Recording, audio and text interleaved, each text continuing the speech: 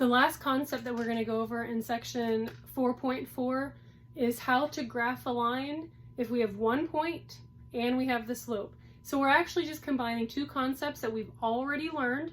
So in the first section, we learned how to plot points, making sure that we understand all the different quadrants, and that negative values for x mean that you move left on the number line, and negative values of y mean that you move down on the y-axis.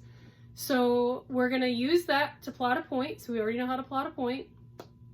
And we know how, if we have a starting point, to count up and then over to get our next point. So that's basically all we're doing on this last section in section 4.4 for the homework, is just plotting the point and then counting up and then over or down and then over to graph that line with the correct starting point and the correct slope.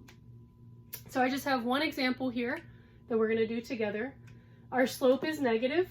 We have a -3/5, so our slope is -3/5. And our point is -2, -1. So the first thing we need to do is plot that point. We need to know where we're starting at. So -2, -1. So starting from the origin, I'm going to go over 2 to the left because it's a -2, and the -1 says that I go down 1 from the origin.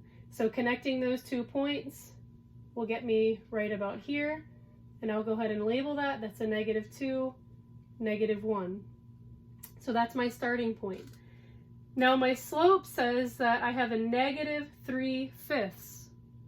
So which way am I going to be going from this point? Well, the negative says I'm going to be going down. How far am I going to be going down? 3 units. So from where I'm at, I'm going to be going down 3 more units. 1, 2, 3. So if I want to track that, I can come down 3 units. That's close enough. And then how far am I going over to the right? 5.